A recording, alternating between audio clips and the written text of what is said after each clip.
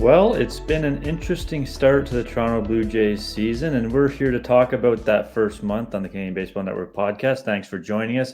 Jackson, there's been a lot of takeaways from this early time. A lot's happened, both on and off the field, so there's definitely some stuff to dig into.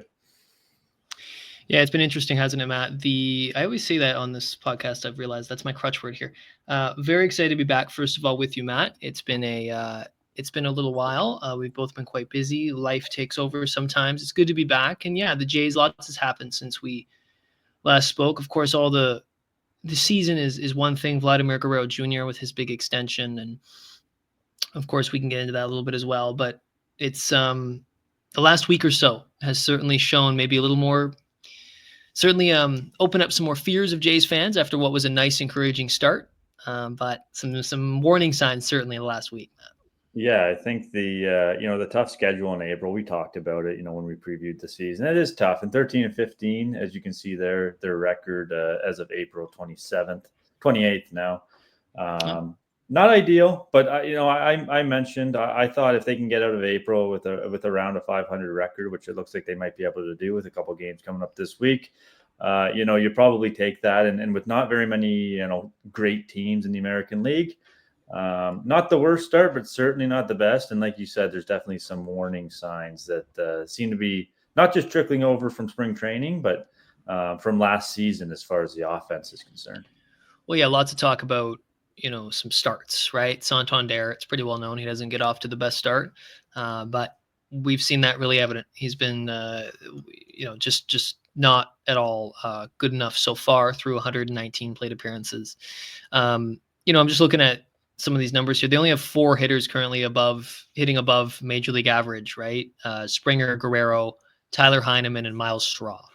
2 of those guys you'd expect to hopefully keep hitting above, certainly Vlad, well above league average. Heineman and Straw, not so much. So they're going to need some more guys to pump up, right? Jimenez as well. Jimenez got off to a nice start. We've seen in the last couple weeks, not so much. I have a stat here that I'm going to pull up. Stand by. Hold on. I will have it in a second. Yes, Andres Jimenez and Anthony Santander tied for the team lead in home runs with 3, but in April they combined to go, so far in April, have combined to go 28 for 171, which is a 164 average with 11 RBI, right? So that's what's happening in the middle of the order. Yes, they lead the team in home runs, but neither have been good enough. So needing a lot more in the middle of the order to come through. Kirk has been up and down, but needing more. I think, the stat that jumps off the page for Jays fans, the big one is the 15 home runs thus far, ranks 29th in baseball. And Ross Atkins mentions the low-hanging fruit is the power at the end of last season. I mean, it's hard to not, as a Blue Jays fan, get a little frustrated when here they are a month into the season, sitting essentially almost last in the category. Yeah, and it was Dan Shulman yesterday who mentioned that Santander last year at this time was only at 4 home runs. So, and I think he's at 3 now. So you understand that, and he ended up hitting 44 last year. So you think he'll get going at some point. But yeah, I mean, Bo Bichette hasn't hit a home run in almost a calendar year, right? I think it's been 11 That was months. the stat that got me. The Canadian Baseball Network, our social media person, tweeted that today. He's in the midst of an unprecedented home run drought, having gone 59 games without hitting one. He last hit one in May 2024. It's almost been a calendar year, like you said, that he hasn't hit a home run. Now, I know he hasn't hit one in a while, but if you would have asked me when the last time he hit a home run was, I would have thought it had to have been before that. Crazy. From a guy who in his, the 3 seasons prior was, especially on off-speed pitches, really driving the ball to the yard, both at home and on the road, and some really pretty home runs over the years. So yeah, it's surprising. And he hasn't, I thought he had a nice start to the year. He had a great spring. It was well established. He had a good spring. He looked great. And, there's been a couple times where I've thought he's been robbed. Like there were a couple close calls, but it's the big leagues. You got to hit over the fence, and just collectively, none of them are doing a good enough job of that. I would also point to, of course, Bo needs to pick it up. And I think at some point, Bichette and Vlad and Santander, as long as they're healthy, will get chugging. The question is if they can maintain that level of production consistently over the course of the season. But how about third base, Matt? I mean, right now it's Ernie Clement and Will Wagner. Neither have been good enough at the plate. Yeah, and just to get back to Bichette, it does bear mentioning that he did miss much of last season with an injury. But getting back to third base, yeah, that's a problem spot for sure. Ernie Clement had a great year at the plate last year by his standards, and it's not translated into 2025. And like you said, I'm a big Will Wagner fan. I think he has great bat to ball skills. I've said this all along. I think he will be a good big league hitter. But this team's in win now mode with a 200 and something plus $million payroll. To see this kind of production, and I know guys are slow starters, but why is this happening? Is this an offensive philosophy issue? Is this just a bunch of guys that are slow start? Like, what is the issue? I don't understand how collectively 2 years in a row that some of these guys, are struggling so much especially in the power department. It is so confounding, Matt. And you'd imagine that the front office is feeling that. I mean, they got a new hitting coach. Everyone talked about how fun the hitting coach is. They're listening more. As Keegan came out with an article, I swear it was last week, about, or maybe during the Seattle series, about how something feels different in the clubhouse and amongst the coaching staff, and they all communicate better. And then, right after that, things have kind of unraveled offensively. It's interesting because this team was always already built heading into the season. You're like, they probably still need one power bat, and you need all the guys who would hit for power to do so, right? And then you need a bounce back from Jimenez, and you can still get all those things. It's still early, of course, lots of time. They win 5 in a row. They play well against Boston this week in Cleveland. The conversation, the mood is a lot different, and Vlad's locked up. Like, there are some real positives here. But if you look at collectively in the lineup, just hasn't been good enough, especially that bottom end. They need one of these young guys, whether it's Roden or Wagner or Barger, we've talked about it, to really just kind of come through and grab hold of a spot. Hasn't happened yet, really. And I mean, you look even at the minor league side, and Martinez was off to a slow start. Loperfido was off to not a great start. I can't remember who else is down there. David Schneider's down there now. David Schneider's down there. Riley Torada is off to a decent start. But again, getting back to Keegan, he made a good point on social media. This isn't a savior situation. It's going to be the guys on the roster that you see right now that need to step up. Varshow's coming back at the beginning of this homestand. Looks like he's going to be back tomorrow. That should help lengthen out the lineup. But like I said, it's going almost exactly as I figured it would. And I'm not here to toot my own horn, but I mentioned about the length of the lineup. You have the big three batting 1, 2, 3. It really leaves a lot to be desired from 4 through 9 to get back to the top of the lineup. And hopefully Varsho can slide in there, whether he's hitting 4th or 2nd or however they decide to kind of maneuver that. Going forward, maybe lengthens that lineup a little bit, because it seems like from 4, aside from Jimenez early in the year, from 4 right through 9, it's like, can we just get back to the top of the order already? And even those guys aren't necessarily producing the way that they can. So it's been I guess it all makes for 13 and 15 and not really look so bad the way we're talking about it. I thought, though, at least, and this is kind of anecdotal, but there's probably something to it, where I felt everything up to maybe the Seattle series, everything up to that point, it felt like there was a bit more of an approach. It felt like there was a bit more of a collective pass the baton mentality, right? And I'm not saying that just goes away in a big league clubhouse, but I think that maybe over the last week, they've got some bad balances, and also things haven't just worked out that way. It feels they've gotten a little more first pitch swing happy. The approach is, I'm not quite there. You're wondering, guys looking a little in between. So they just need to get back to that. Whatever they were doing the first couple weeks, coming through hard contact, whether it goes out of the yard or not, and passing the baton and getting on base. They're not doing enough of that. And going up against some good pitching, right? Sorry, there's a truck driving by outside. I hope that's not too loud for you. Some good pitching along the way. Seattle's got great pitching, but just not good enough. And they did weather that storm decently, Matt, like we had talked about them needing to do, but lots of baseball left. And as you said, they need the more length in this lineup, whether that comes via trade, whether that's Orelvis Martinez coming up, or whether that's internal improvement. Probably the most likely option, right? It's just guys on the team playing better. So that'll be a huge, huge point of emphasis, I would imagine, over May is can the bats finally start providing some power here? It just puts so much pressure on the pitching staff. Like whether you really believe that's a thing or not, it is, because if the pitching staff knows they can't, I think they're averaging like 3.5 runs per game. If the pitching staff knows they can't give up more than 3 or 4 runs a game, I mean, that's a lot of pressure to deal with. And you see a guy like Gausman on Sunday, 53 pitches in an inning, and it just unravels from there. And then, he gets tossed, John Schneider gets tossed. You see how things begin to unravel when you feel that pressure of, we need to be not perfect, but damn good every single night. Like, when was the last time they ran away with the game offensively? Have they done that this year? I mean, I'm looking over their calendar this year. Not really, man. I mean, they 6-2 against Boston on April 7th, and Yeah. is probably the I mean, deal there. look at the Yeah, score. 8-2 against, I guess, the second day of the season. They beat the Orioles 8-2. But Yeah. other than that, it's been very close games pretty much every time they've won. That's their Look at some of formula. these. They need Look at a some good of these. start. Yeah. Yeah, look at some of these wins: 3-1, 4-2, 5-3, 3-1, Yeah. 3-1. Like it's That's how just, they win. and that's fine. And dandy if you're pitching, which they Yeah. can. And the And you're bullpen, healthy. and you're healthy. Yeah, I mean, Right? we haven't seen Scherzer aside from that little stint there, and Nick Sandlin goes down. Like Nick Sandlin goes down. Eric Swanson's still out. Um, you know, you don't want to overwork your bullpen either. You know, as good as Jimmy Garcia and Jeff Hoffman are, I mean, you don't want to be, overworking them in the first 3 months of the year when you're going to need them really bad. You're really going to need them down the stretch. So you really want to monitor their workload. But when you put this much pressure on the starters and they're not great, if they have some bad outings, it puts more pressure on the bullpen, and you're managing within close games. You're not giving guys like Mason Fluharty's and the Jacob Barnes. I know he's now back on a minor league deal, but you're not giving those guys a ton of opportunities. If you are, they're in close games because you're playing constantly close games. So it all works into one, and it comes back to the offense that really needs to get going here.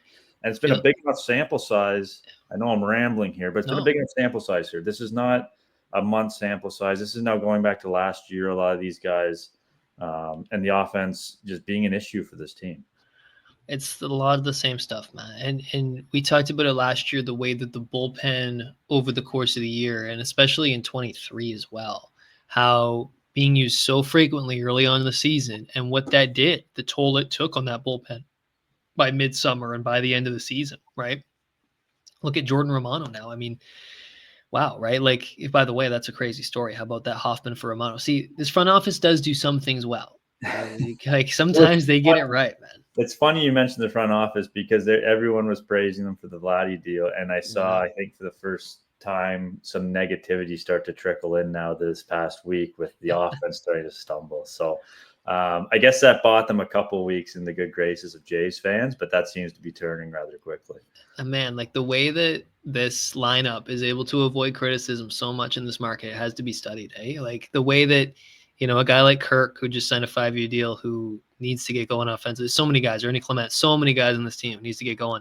Let's talk about John Schneider. Let's talk about Don Mattingly. Let's talk about Ross Atkins. I mean, you talk about why didn't they go out and get power? I mean, they got Anthony Santander, right? They got a guy who hit 44 home runs last year. Anyways, I wanted to also talk about the pitching staff a little bit as a whole, because they've largely been pretty good. There's been some inconsistencies and some disappointments. Like you'd kind of like Bowden Francis to have a better start than he has, right? He has not been very good, but a fifth starter, right? So, I mean, and yeah, he had a good second half last year. He's still could this year. Easton Lucas, nice couple starts. I think teams got some film on him, right? That's what happens with those kind of guys, right? So exactly. he's the typical AAA call up. You just hope he can keep you in a couple ball games, and the more tape gets out on you, the more teams see in the big leagues. Like this is kind of what happens with those kind of guys. But the top three in the rotation: Bassett, Gausman, Barrios. More so Bassett. Bassett's been electric to start the year. Really got to like what you've seen out of him that's the third year of that deal. So, and he's last year he was not the best. And so it's nice to see him have a nice start off of what was obviously a good offseason for him. And Gausman and Barrios had a nice outing on Friday night. And then the pitching staff as a whole. I mean, again, we talk about that's how they win, right? The starter gives them a good start. Lineup comes through with it, produces some runs, whether it be through sac flies, stealing bases, whatever. That's one thing they are doing a little better this year. Is sort of that if you're not hitting home runs, at least you're moving guys along and stuff, doing the bare minimum. It's just the game now, though. Like, I mean, we beat this over the head so often, but it's just the game now. You're not going to string hits together against big league pitching now. Too good. Especially when, starter goes 5 innings and you get into the bullpen and everyone's got 97 in their back pocket and electric stuff. You're not going to string together 3 hits in an inning very often to score a run. It needs to come via a big inning or a big home run and putting up a crooked number on the board. Just piecing together these, as Terry Francona calls them, tin soldiers on the board. These 1-run innings. Those are easy for teams to manage. And because other teams are putting up crooked numbers, they're hitting the big 300 home run. So you hold teams to one here, one there. You're gonna win a lot of baseball games. Or if you're the Blue Jays, you're gonna lose a lot. And you're susceptible then to the 3-run home run. If you allow it, you're toast. Like all a team needs to do. If Baltimore, like whoever you're playing, if Boston this week, a couple guys on, home run from Devers or Duran or whoever, the game's it's 4-1, 5-1, it's done. And that 4-1, 4-2 lead feels like 10 because your offense is sputtering and you can't generate runs. And you're not going to get necessarily that big 3-run home run. So that lead just feels even bigger than it is. And I think yesterday was a great example. The Kevin Gausman start, that long inning he had. Ugh.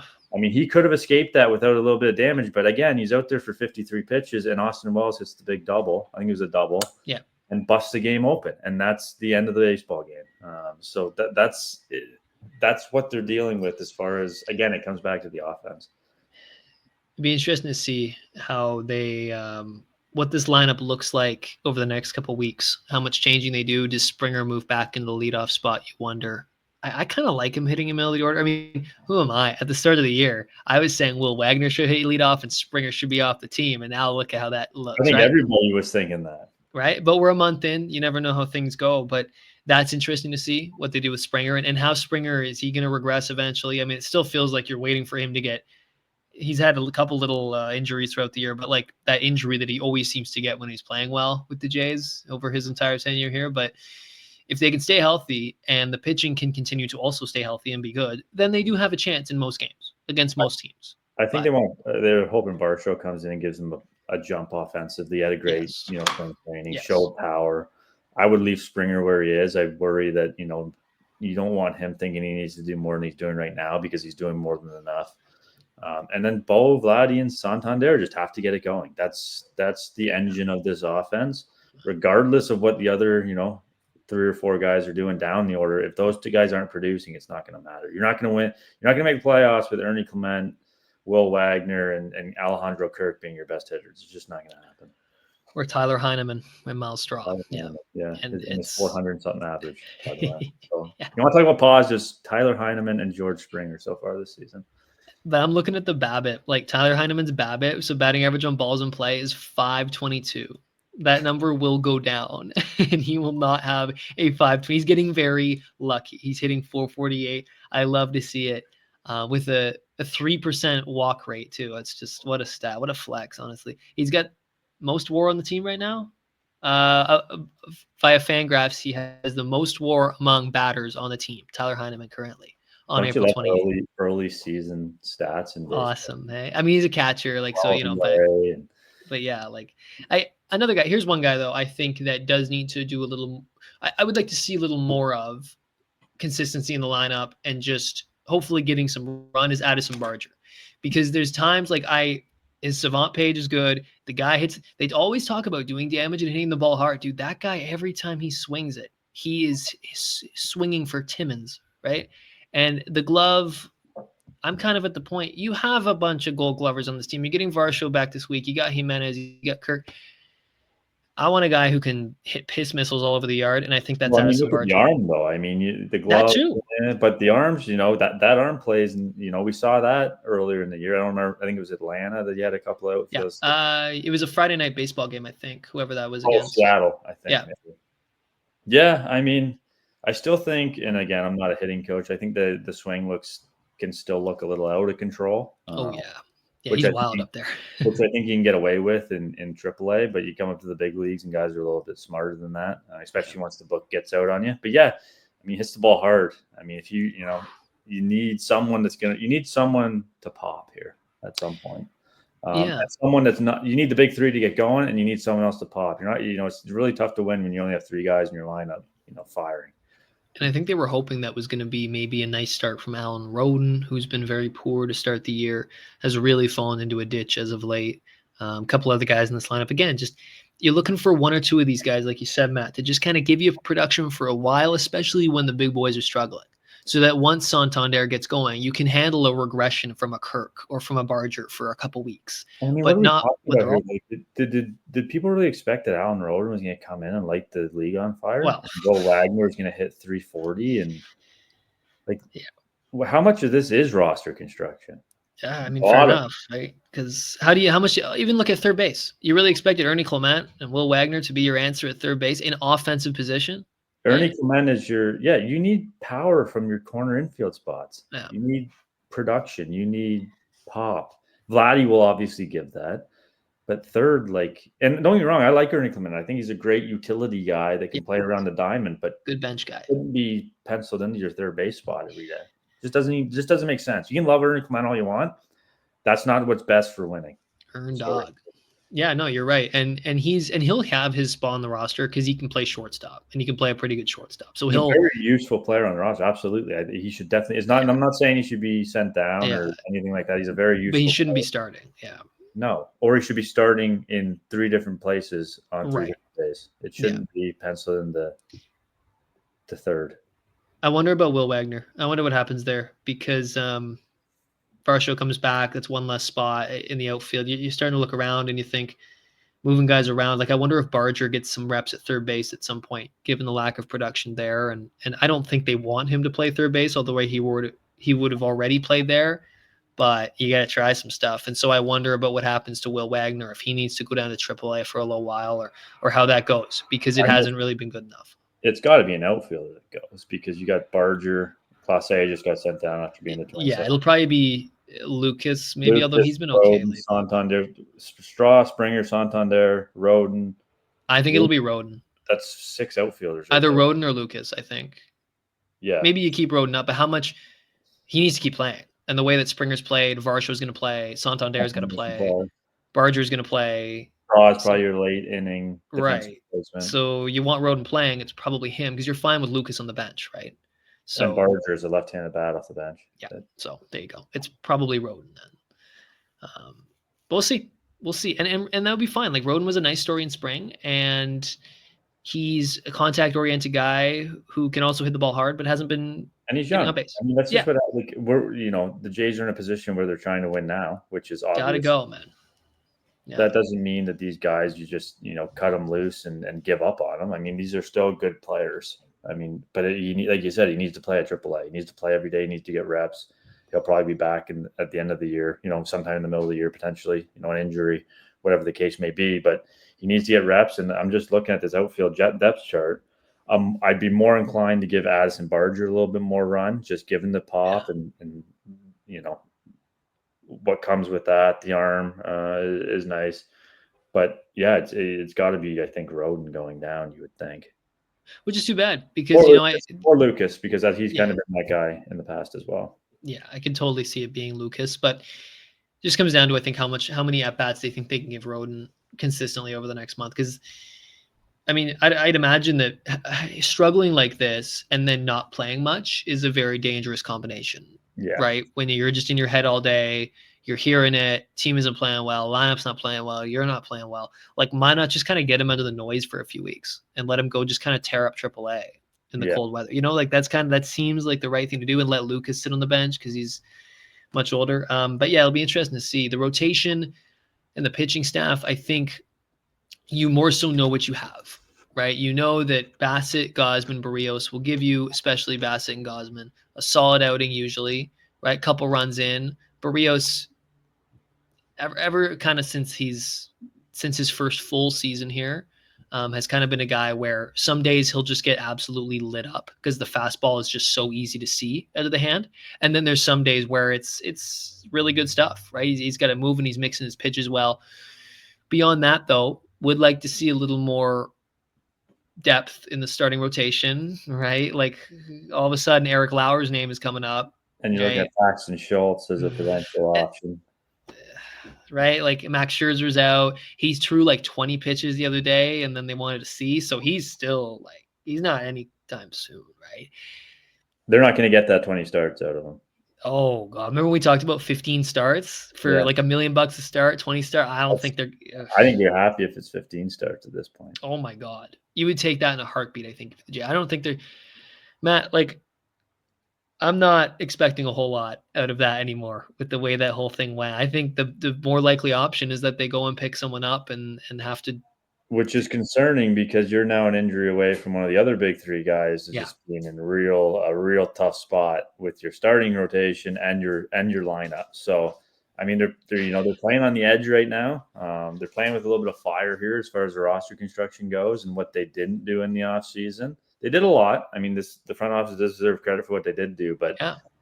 They're teetering on that line of being in a lot of trouble right across the roster. They got to start hitting and stay healthy. And if they can do those two things, they could have some success. Their schedule will get easier, right?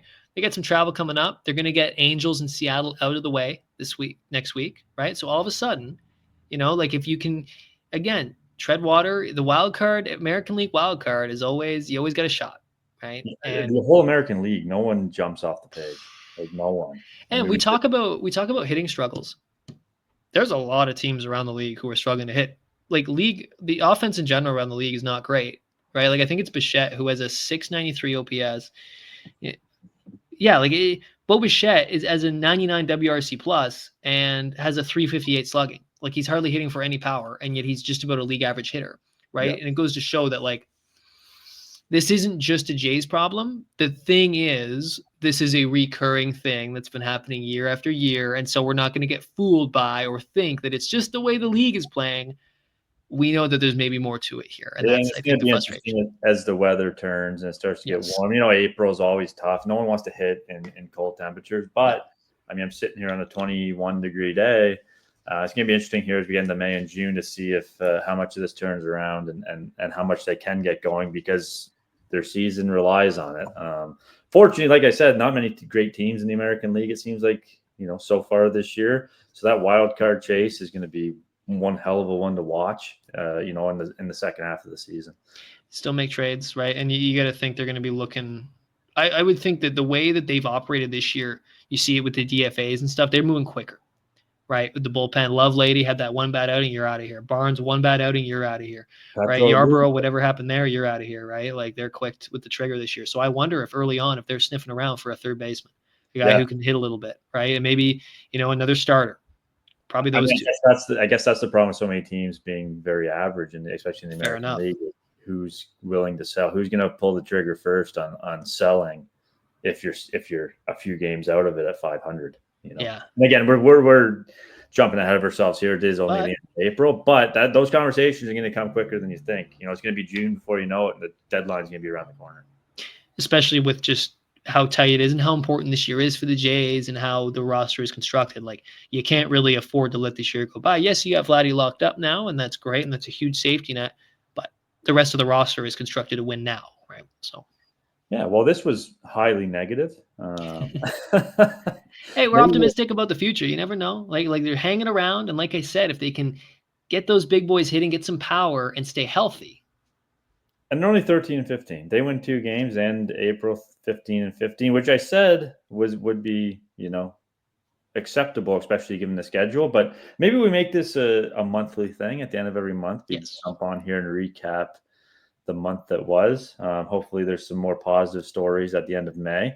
But we appreciate you listening, and we're looking forward to the final 5 months of the season. 5 months still to go. Keep that in mind as you pull your hair out watching this offense sometimes.